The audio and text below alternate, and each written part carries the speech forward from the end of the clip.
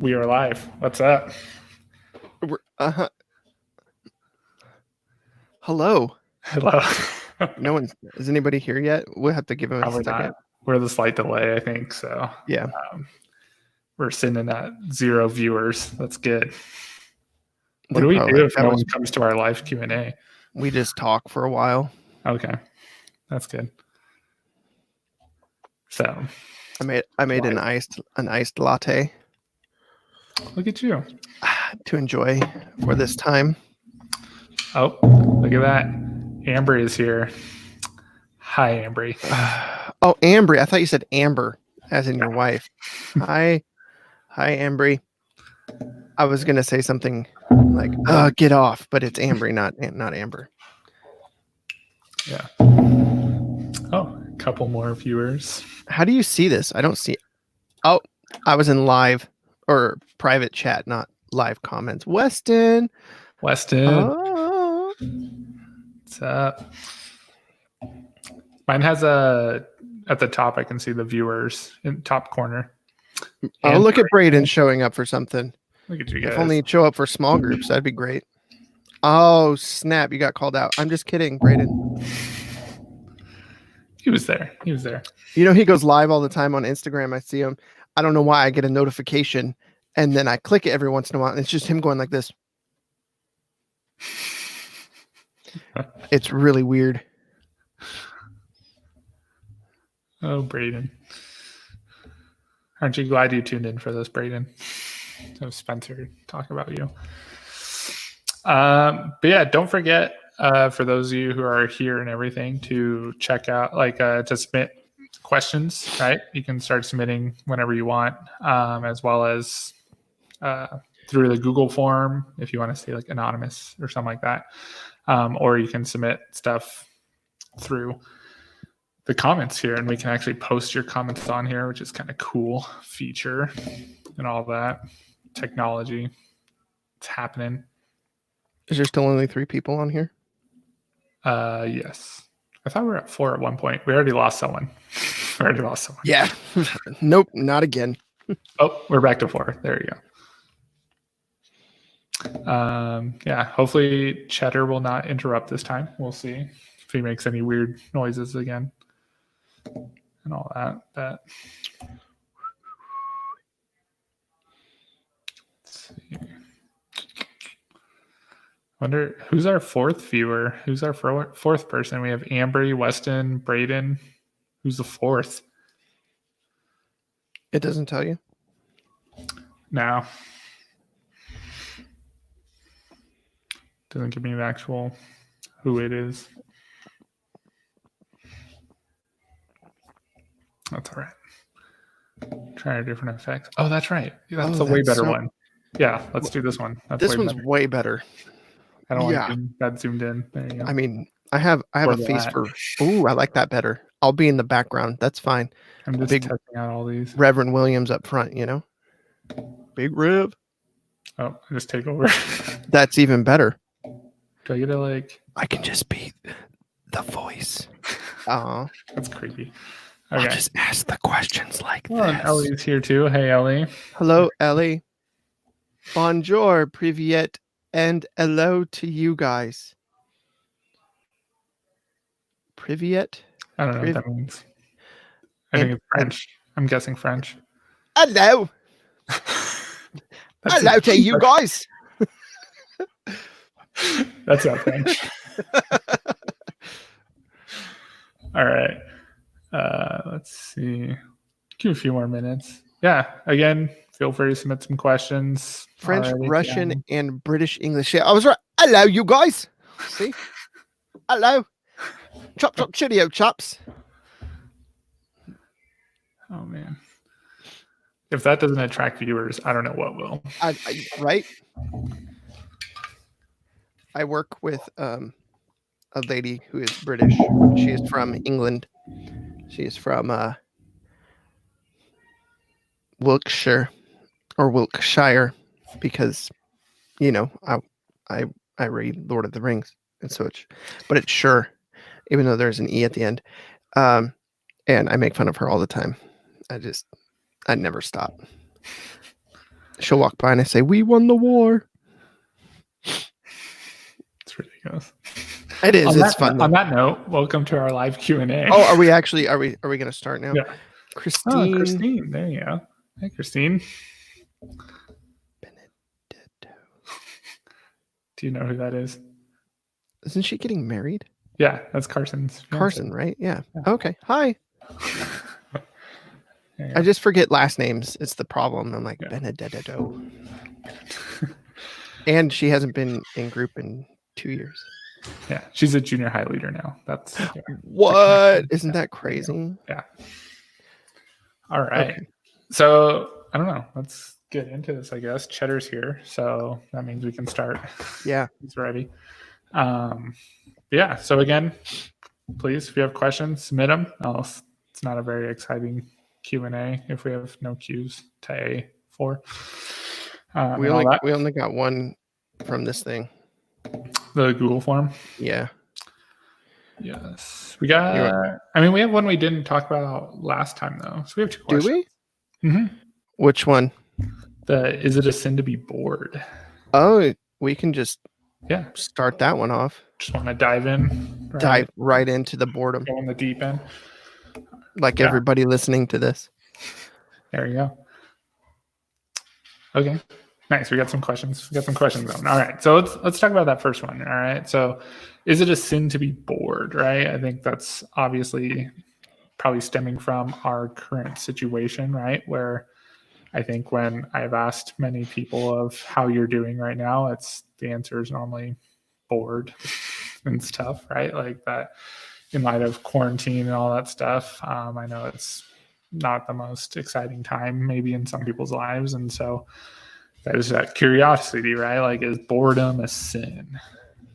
And so since I initiated the question, that means you have to start first, Spencer. So put you I have no idea. I would say boredom in and of itself. Like, is there anywhere it says don't be bored? I don't think that's in the Bible, but does that mean you're being lazy? You know, like there's a bunch of proverbs about being lazy and not being idle, and we're called to do things. So it's being bored, no, but are you bored because you're being lazy? And then when you're lazy or bored or you have a lot of time, that's a lot. That's can be when like we have temptation to sin, and stuff like that can be during those times. So it's I try to fill my schedule up so I'm not bored, so I don't have the opportunity to do things, you know, that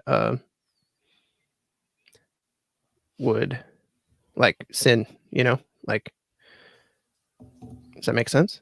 Yeah. I don't know if I'm making sense here. That's a hard question because no, boredom isn't necessarily like you can know where does it say thou shalt not be bored. I know. That's what I'm like trying to like, because I'm trying to think of like, how do you like, is there a way to disassociate boredom with like laziness or like idleness, right? Because I think we have scripture, right? Like Spencer, you said like that Proverbs, right? That pretty clear the laziness, right? We're called not to be lazy, and the sluggard, right? You kind of know those examples and all that. And so, yeah, it's simple to be like lazy, right? And all that stuff. And even I believe First Thessalonians, I want to say, talks about like not being idle, right?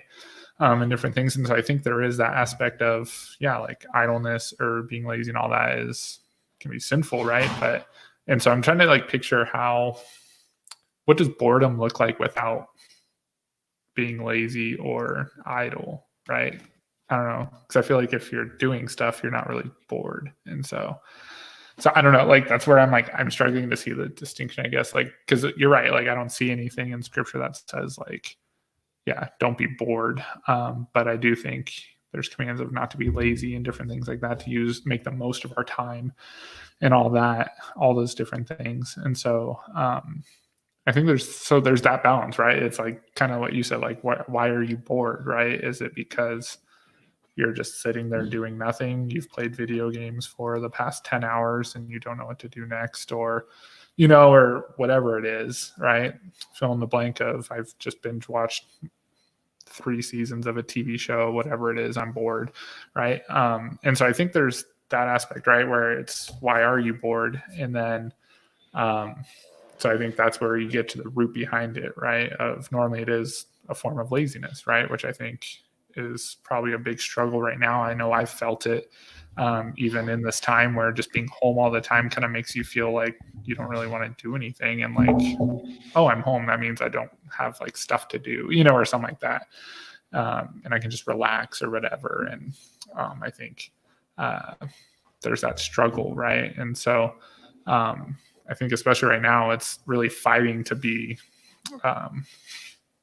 There's Amber. Awkward.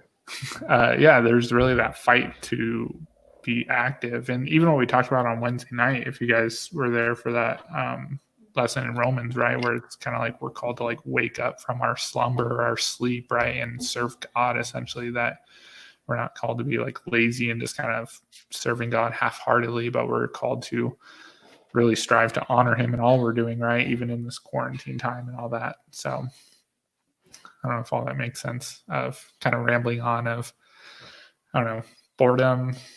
I think you're right. Yeah. No. Like, I don't know, unless someone else can maybe in the comments, if they have a way to explain how to be bored and not lazy at the same time. I don't know, but like, I think there's no direct thing in scripture that says being bored is a sin.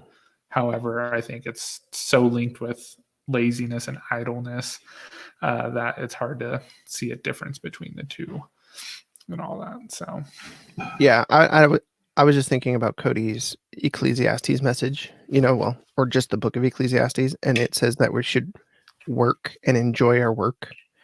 He talks about that a lot, and enjoying the labors of our work, and so, I mean, Genesis, we're called to work, right? Adam was put in the garden to work, and it was a joy. And I think when we don't have that joy, it's like work has become sinful, like because we don't enjoy it. But I think there's a difference between being lazy and trying to find, I don't want to use the word relaxing because that's not the word I'm trying to look for, but taking a break, and because we can't work 100% 24 hours a day all the time. You get burnt out that way. Mm-hmm.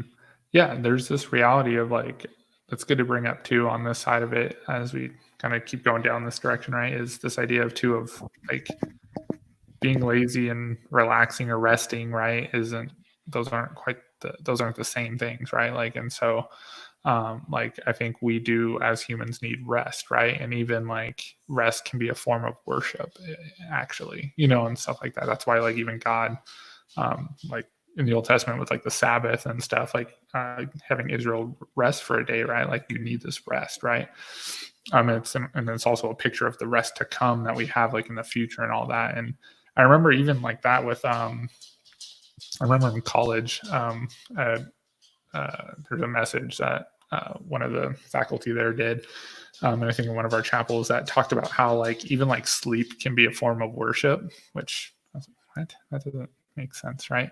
But I think he described it as, which I thought was really cool, is like, I mean, sleep can be a form of worship because essentially by sleeping, you're recognizing like, hey, I'm weak, like I need rest, right? Like I don't know if you've stayed up all night for like a day or two or something, like, I don't know, it's not fun. And you feel it right away of if you've been awake for like 24 hours or something, you're just like, okay, this is not working. And you start to see like that I'm frail, I'm human, I can't do this. And so by resting, by sleeping, right, like we actually can worship God by showing like, hey, like I need this, right? Because you have in contrast, like in Isaiah describes God as the one who never grows weary, never needs to rest or sleep, or stuff like that. And it just is another way that we're different from God, right? He's different than us. And so, yeah, so I think that's a good distinction to make. Like rest is not the same thing as necessarily, I mean, it can turn into laziness, but it's not the same thing, right? It doesn't mean like, all right, go every moment of every day. Like you can't like ever stop and do something, right? So cool. Any other things on that? No. I wonder if everybody's bored watching this. No, I think we've increased viewers, so that's good. I guess Oh, there's not good. many leaving, unless they're just cycling through. Maybe we're getting new ones while others are leaving, but that's all right. All right. So we have a couple questions here in the comments. So let's look at this one. What's your guys' top 3 favorite books of the Bible? All right. What's your guys' top 3 favorite books of the Bible? That's a good question. I don't know if I have like a ranking per se. That's hard. They're all good. Trying to think of my 3. I have to figure out a third one maybe. I think I have my top 2 ish. I think I got 3. I think I got 3. If you got 3. Sure. My third one changes a lot. Okay. So, like, yeah, we're gonna go descent like a. Are we going in like number third 1, number 2, 3, 2, 1? Like Yeah, third let's do least that. favorite. Least favorite. Yeah. Third best. Third best. All right. Who's going first? You can. Oh, okay. And I guess you could say why. That'd be another good add-on to that. Okay. So this is no particular order, but the Gospel of John. I thoroughly enjoy the Gospel of John because John is showing that he is the Messiah throughout that he is God's son.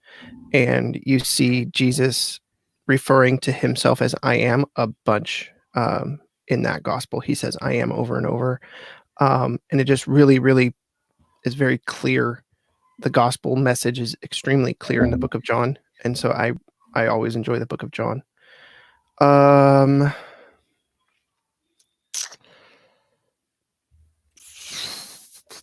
Philippians. I'm trying to think if there's an order to it.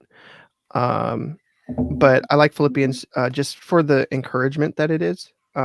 You see in the book of Philippians that Paul, it's not a negative book. He's giving them praise and he's telling them how much he loves them and how he's in prison still working for the gospel, right? And so I really enjoy that book for those reasons. And you see that book has my favorite verse, and it's to live as Christ, to die as gain. And it puts it really into perspective on how important spreading the gospel is, right? But at the same time, like when we die, or if we were to die, we're going to a better place, right?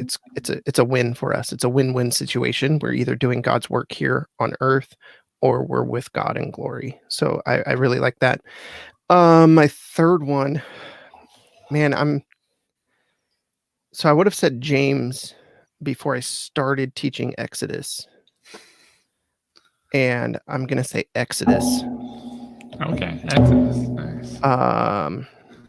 Only because I'm in like a deep study of it right now. Like and it is so good.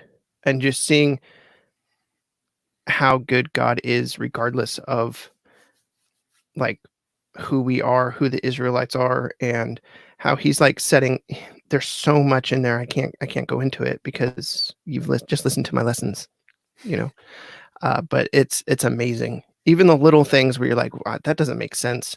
You do a little bit of studying and you're like, oh, that makes a lot of sense. Like the tree and the water, and how like why would he throw a tree in this water to make it good?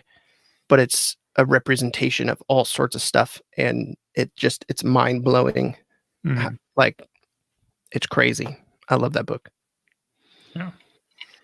Next. Awesome. All right. Yeah, you did all 3 years in one. I was thinking we could go back and forth. That's all right. Oh, my bad. I'm sorry. Yeah, I think for me, like my top 3, I'm trying to think, probably third, I don't know, because I feel like there's like go-to books, I guess, and stuff like that a little bit. And I think like Colossians is definitely up there for me. That's one that I think that's one that's just always been like impactful in my own life, and just that I've gone back to time and time again. Of just with Colossians 1 and its focus on like who Christ is, right? Like kind of the glory of who Christ is and all that. Like I think just the centrality of Christ in Colossians is just what I've always gravitated towards, and even how like I think Colossians 2, that passage that talks about like our like transgressions have been like nailed to the cross and the penalty has been dealt with, all those things, like that's always been an impactful. I think it's 2:13 through 14, something like that. Like those have always been like super impactful verses on in my life of when I'm, I don't know, like dealing with sin or different things. Like that's always been an encouragement to me of hope I found in those verses that I've continually gone back to. And then Colossians 3, where it talks about like focus on the things above, think about those things, right? Like I think that's always been convicting to me to have like that eternal perspective that we've talked about. And so really like just that whole book is so like full of, it's a small book, but so much good stuff. And so I feel like I've just gone back to it so many times that that's, the top of my list. I think Isaiah is another big one for me. I think for those of you who know me, I love my Old Testament, right? And all that. So I just love the Old Testament. And I think what I love about Isaiah is really like the fact that it's like that kind of hub, like between like it takes a lot of what has come before it in the Old Testament and kind of builds off of it and then sets the stage for a lot of what you see in the New Testament. And so I think just that balance between the two is like, I think super awesome, right? Where you take all that's come before and then prepares the way for what's to come. And so I think you just have so much there in Isaiah that's so convicting, so good, and really, yeah, just sets the stage for a lot of the New Testament. That's pretty awesome. And so, yeah, so study it if you haven't. And then kind of building off that, I think Matthew is one of my other top ones there because, again, I love the Old Testament, and you're like, that's New Testament. But that's the point, is like what makes kind of the Old Testament so great and grand is like the fulfillment it has like in Christ and all that he's done in Matthew. That's like his whole goal of his gospel, is to show Jesus is that Messiah, right? He is the one the Old Testament has been waiting for and all that. So he has so much like quotes of the Old Testament fulfillments happening, all these emphases, if that's the right word, emphases, yeah, I guess, happening there because it's like, it's all fulfillment. So that's what I love. So I love the Old Testament. And then like, I love Matthew because it's like, this is like the climax of the Old Testament, right? This is what it's all been working towards, is this person, this individual, Jesus, right? And so, yeah. So yeah, those are my top. I mean, there's so many other good ones, right? Obviously, there's not like there's bad ones in the Bible. Oh, yeah, that one was underwhelming or something, right? Like they're all good, right? And so, I mean, that would be like on my side note, and to encourage you guys of who all's listening and stuff, is like broaden like your horizons too of like books you read in the Bible. Like if you, especially like Old Testament, like even what Spencer is saying, right? Like in his study of Exodus, like study like the Old Testament, right? Read through it and like go to books you're not familiar with, right? Like all those minor prophets, you're like, I don't know, Zechariah, Haggai, all these things, like I've never read that. Do it, right? Leviticus, study it. You might think Leviticus is just like boring. It's a lot of laws. There's so much good stuff in there, right? There's so much throughout that is, one, applicable, right? Every book is applicable. But then two, like when you start to see the big picture of scripture and how like different books play with each other, like, like, and kind of work together, makes things even so much better, and stuff like that. And you start to see the big picture of scripture, I think can really change how you view the Bible, right? How you view God even, and stuff like that. And so that'd be my encouragement on that. So I don't know. I would agree with that. Yeah. And maybe I would also say Philemon. Sorry, I interrupted you. Oh, yeah. Philemon is like, I really like Philemon. Yeah. And you could read in like 5 minutes or something. Right. Yeah. I mean, in the comments, you guys can maybe post some of your favorite books. That'd be kind of cool to hear from you guys as well, right? Yeah, wherever it is. I don't know. Spencer's pointing at me in that one. I don't know where we're at. There we go. It's hard when things are reversed. Oh, that is true. It is. Yeah, it is reversed. Okay, that makes sense. But yeah, so we could hear from some of you guys as well. Your favorite books. That'd be cool. This interaction, right? This is an interaction. So want to get that with some of you guys. But yeah, so that's kind of my kind of thinking with all of that. Let's see. Well, maybe you guys post some favorite books. That'd be cool. There we go. Got some. Ellie. Leviticus, see? Leviticus, it's good. Right? Reading the Bible cover to cover. That's good. That's awesome. And First Timothy. Also good stuff right there. Right. It's a good book. Love the Timothys, right? Even First Timothy giving that instruction. Second Timothy, so good. If you want to know what Paul's like dying words would be, that's like Second Timothy, right? All the instruction, right? All this good stuff. So cool. Let's see. Let's go to this question. I have another question here in the comments. What are some good, quick ways to tell friends about the gospel when you're in a place, dance class, lesson, etc., where you don't have much time to talk? That means just talk as fast as you can. I'm just kidding. I think that's like, I'm trying to think, because I think the reality is, at least how I view it, is even with sharing the gospel, I don't think there's really like a one size fits all like approach to sharing the gospel. I think the gospel contains elements that obviously need to be there, right? Of like we're sinners in need of God's grace, right? Like we deserve death, but Christ paid for that death, right, with his own life, rose again to conquer sin, death, and we take it like we receive that through faith, right? And so even just hitting on those main points of kind of like, okay, you have a holy God, sinful man, Jesus Christ is the solution, faith is kind of how you receive it, right? Those like 4 main points I think is helpful for me to like summarize it down. And so you can kind of work through those a few things, like 4 points or so. But I think it's just your situation might just dictate where you're at with that, right? Because I think you can start with different questions that can prepare the way for those conversations, right? You can, because it's hard to just, again, without knowing like the situation, right? To not just like suddenly like, hey, here's the gospel, here you go, like, which I mean, you could do, right? But I think there's a more organic, natural way to kind of ease into that and talk with them. But it is hard in classes and lessons. But hopefully, maybe if you see them more than just one time in your life, right, then it's a little different. Because even if you have a quick moment, you can keep building on it throughout the times you interact with them. Of like, hey, remember what we talked about last week? What do you think about that? And like different things like that. And so, I don't know. I don't know what you're thinking right now, Spencer. I'm just kind of rambling, but no, ramble on. I think it's difficult, and as a teacher, I see students trying to do this. Like they try to have a, not even necessarily like sharing the gospel, but like a spiritual conversation, right? Like, or does God exist? And it's hard in the middle of like, hey, you're trying to do work, right? And you have like this 5-minute span of where you need to say something. But I think I'm just going to repeat myself from what I said last week about sharing the gospel with a Mormon, and is just focusing on who Christ is, and like, oh, hey man, who do you think Christ is?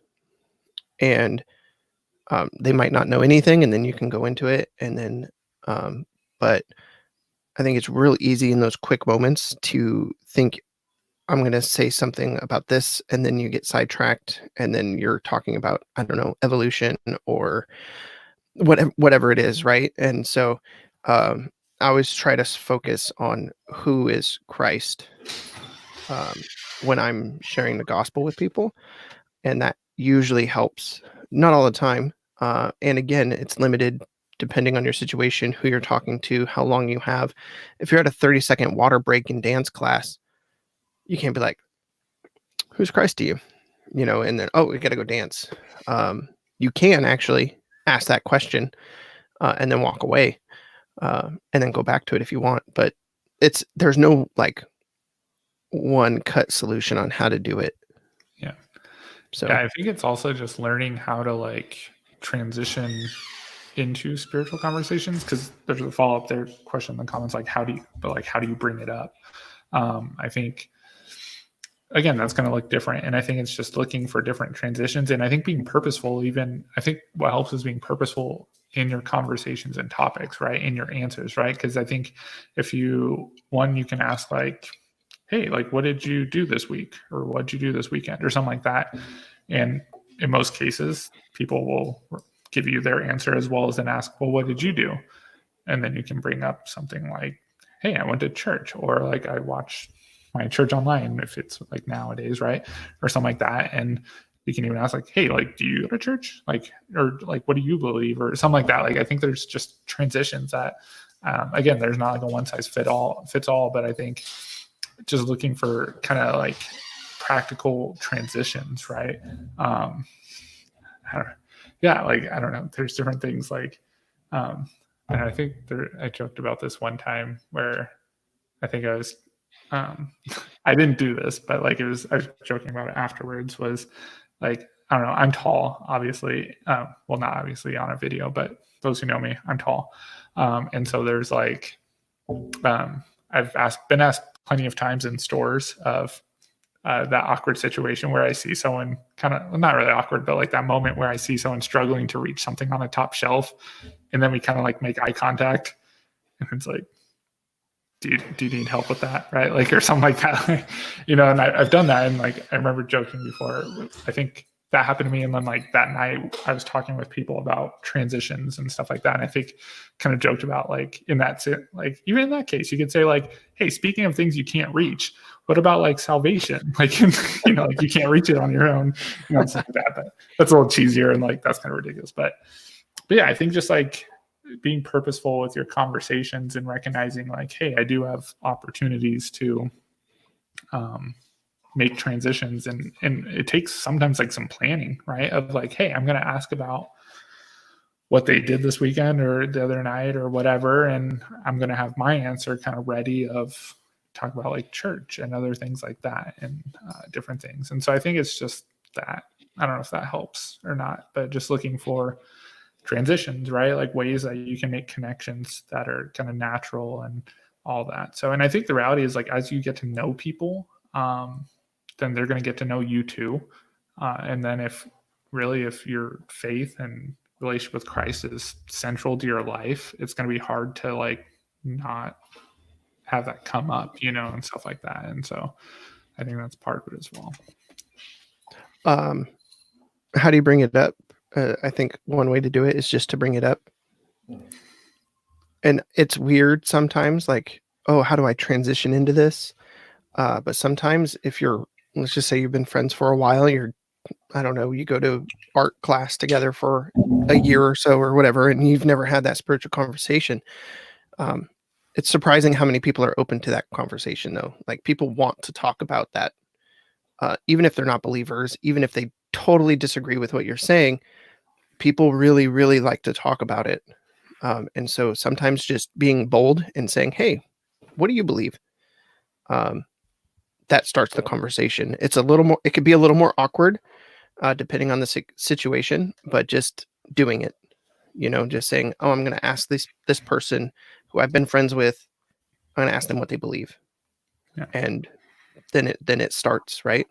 And if they say, I don't ever want to talk about that again, then you can back up a little bit, right? It's not, you know, you don't need to force the conversation, but start it. Mm-hmm. Yeah, sometimes there's not always a good transition, right? And then sometimes there are golden transitions, right? Like, and it's kind of then on you to like take advantage of it, talk about it, right? Because I think I've been in those situations where I've had that, like when I was in high school, where I've had people that gave me like God gave me like golden transitions to talk, and I didn't take advantage of it, right? And stuff like that. And so, yeah, it comes down to sometimes you just kind of have to do it, right? Cool. Thanks for that question, Ellie. Yeah, good question. We have some other favorite books coming up there. Christina's Romans. That's good. Braden has James, Matthew, and Philippians. Oh, look at that. He like shared some of our answers. Nice. Braden's got good taste. There you go. Yeah. All right. Someone needs to put in there like numbers, you know, like what's your favorite book? Numbers. Dude, I was actually debating that. Numbers is legit. It's so good. Again, there's so much good in it. I understand. Didn't really study it's just it so much. Obscure. Yeah. You know, didn't really study it much until this last summer when I taught through some of that survey thing, and it's good. It made me want to go back through it a lot a lot slower and go through and stuff. So focus on like a zeal for the Lord. It's awesome. Let's see. Do you have any questions? Any live questions? I really like the live questions just so I can use that snazzy feature of I know it's so on cool. the video. I really like that. I know it's doesn't take much to get me like excited about technology, I guess, but I close the thing. I think the only why are people divided on the elect? We talked about that. Someone posted a new one. Okay. As how to know if you're ready to date. Ooh. Ooh. Ooh. Ooh. Can I go as a dad? Never. If you're a girl and you wrote that, the answer is never. Mic drop. There you have it. Moving on. I'm just kidding. I think to answer that question, we have to talk about like what is the point of dating, and the point of dating as far as biblically, as far as that goes, it's not to like meet people and have a good time. The point of dating or meeting somebody and having that intimate relationship is to find a spouse. And so there are several things that go into that, right? Are you ready to get married? If you're in high school, I would say no, that's not, you shouldn't be ready to get married in high school. That's not me being legalistic, right? But I'm just being age wise. And so what's your motive for dating this person? That's another question I think you'd have to ask. Are you trying to date this person like we talked about last week, like dating evangelism or whatever it's called? How do you know, like if they're not a believer and you're a believer, the answer is no. And then I think you'd also have to go into what are the parents' rules? What are your parents' rules and that other person's parents' rules for dating? And because you are under the authority of your parents, whether you like it or not. And if they say you can't date until you're out of the house, that's the rule. But if you're trying to date just because you want to like meet new people or have a good time, or you really like that person, we're in love, you should just slow down a little bit, take a step back, pray about it, right? You should talk to your parents about it, and seek biblical advice. And I'm done now. No, that's good. Yeah, I think, dating, that's one that takes a lot of like wisdom, right, in it, because in reality, right, you have in scripture like you're single or you're not, like you're single or married. There's not really like an in between. There's like betrothed, I guess, and stuff where it's like you're engaged almost, right? But this idea of dating, right, like I think what Spencer brought up is huge, right? Understanding what the purpose is behind it, right? That's an important starting point. That it is to like get married eventually, right? That doesn't mean like, right, it's part of the process of figuring it out. Doesn't mean like before you date someone you have to like think that I can marry this person or something, like I don't know, it's not like that. But there's some to, again, as Spencer, I feel like I'm just going to echo a lot of what you just said, Spence. But you're so wise. But I think just I just lost my train of thought. See, I'm failing in this already. What was I saying? My gosh. Okay.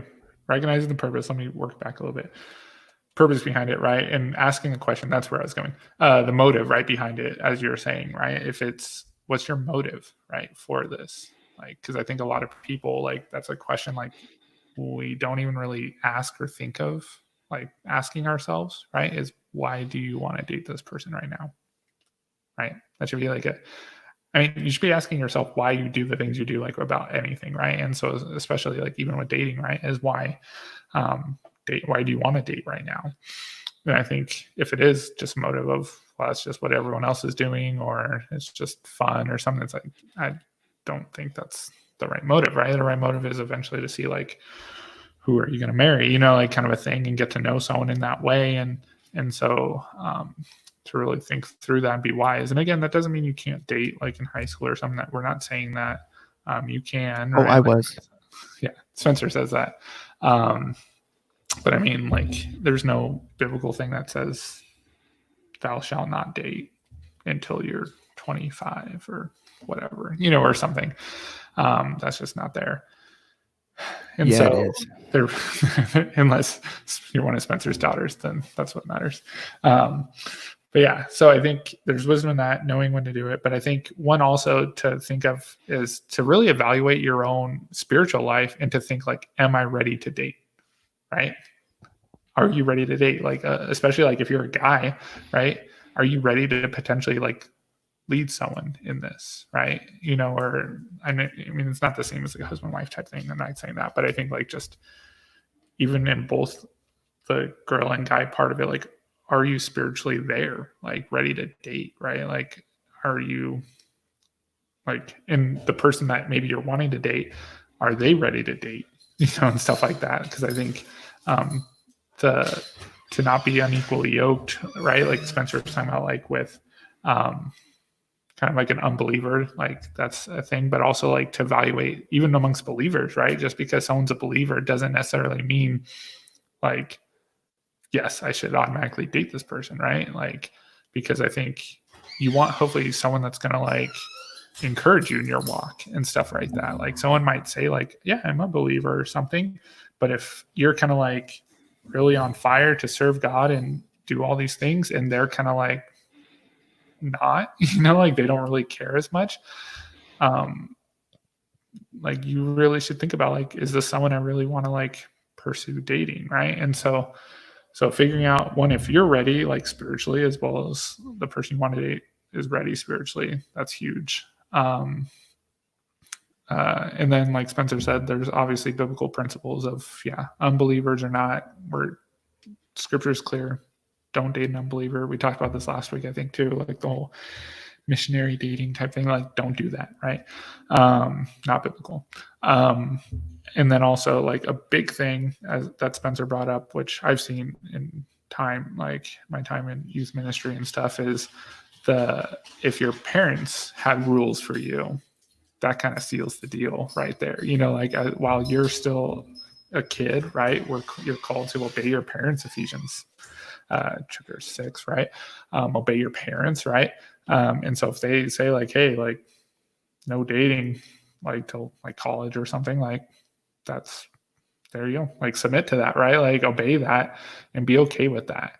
That doesn't mean like, oh, we're not like boyfriend girlfriend, but we like hang out just like, you I know. was just gonna say that. Yeah, it's so easy to say like, we're not dating, we just like text all the time and hang out all the time, and you know, like it's like you're dating, okay, you know, like. And so I think being obviously like aware of what your parents have instructed, right? And I think that's good. And if you're ever like wonder like if that's a thing, like if you're afraid to like tell your parents about like a relationship or something, that's a red flag right there, right? You should be willing to like want to.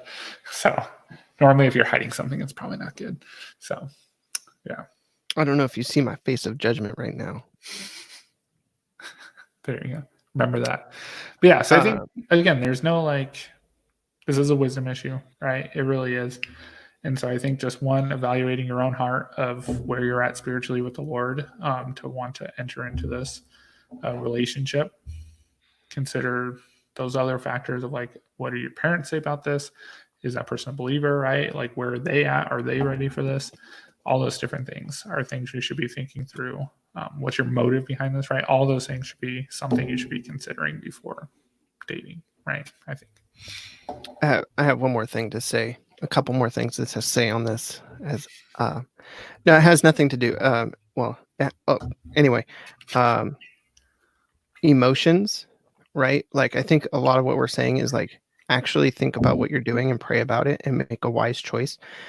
Because saying, "Oh, I really like her or him," no, well, the heart is wicked and deceptive, right? And so you need to. I'm not saying like those emotions are a good thing. and hopefully you feel those when you like get married, right? Like that you actually like that person. That's a big deal. But you really do need to evaluate why you have these emotions, because we could be fooling ourselves. Next is when you do enter an intimate relationship like that, um, you are setting yourself up for a lot of hurt. And so guarding your heart, I don't know how you would say that, but just being wise in that too, and knowing that you are setting yourself up for a lot of emotional hurt, that you could possibly avoid if you make a wise choice.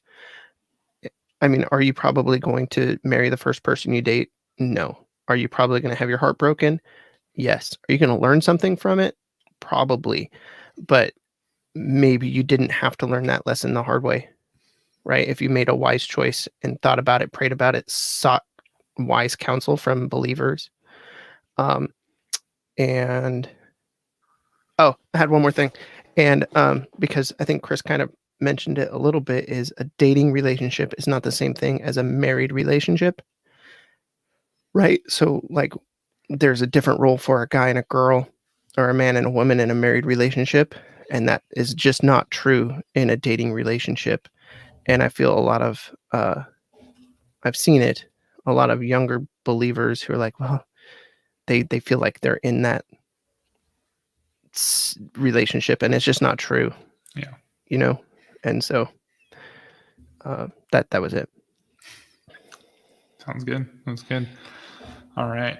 Wow, we're already like 46 minutes. All right. So That's we have what we do, son. one more live question here that I thought we can talk about real quick before we wrap up. What do you think it means to take every thought captive? As Paul says in 2 Corinthians 10:5, is it the same as praying without ceasing? So I have that real quick. Just 2 Corinthians 10:5, it says, we destroy arguments and every lofty opinion raised against the knowledge of God and take every thought captive to obey Christ.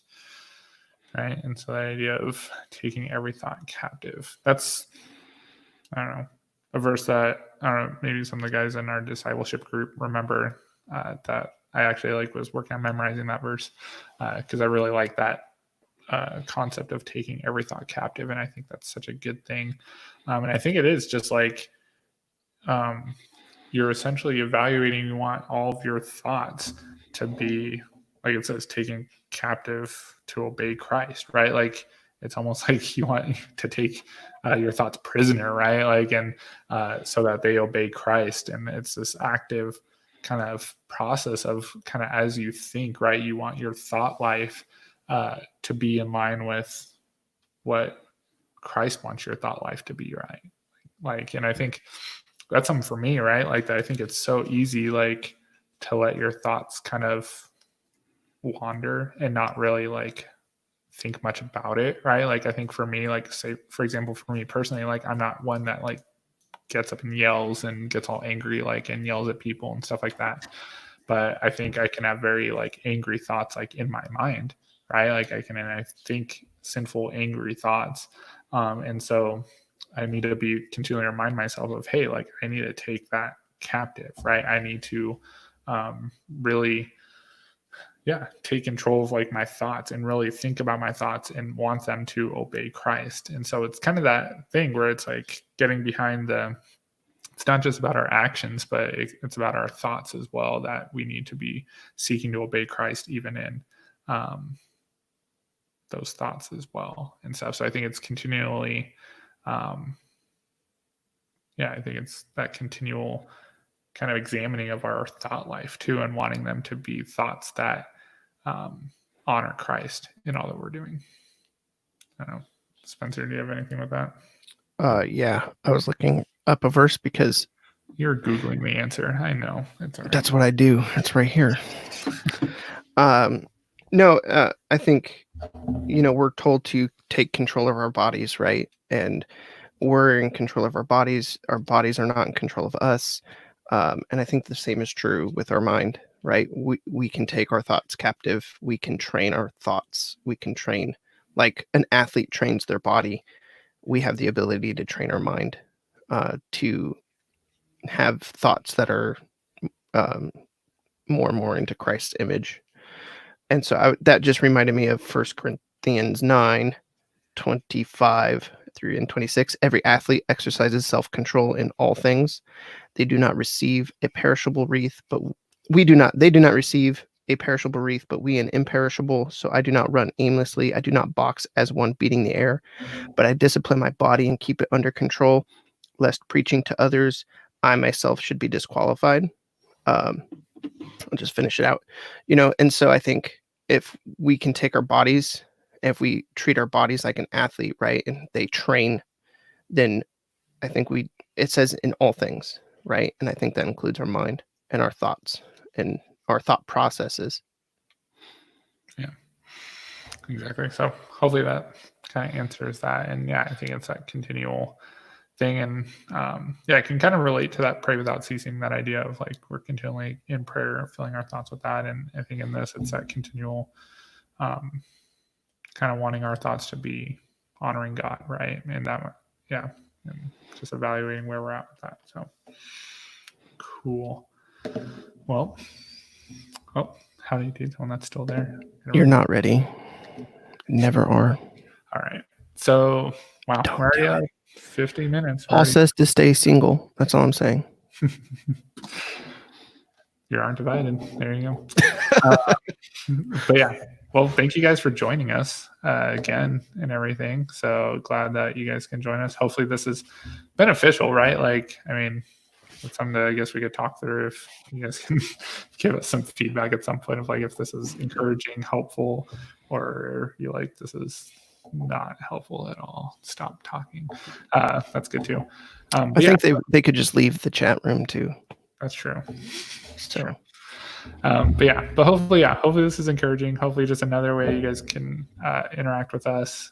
I look forward to the little interactions we get with you guys all throughout these times, and stuff like this is just fun to do, a little more relaxed setting and all that.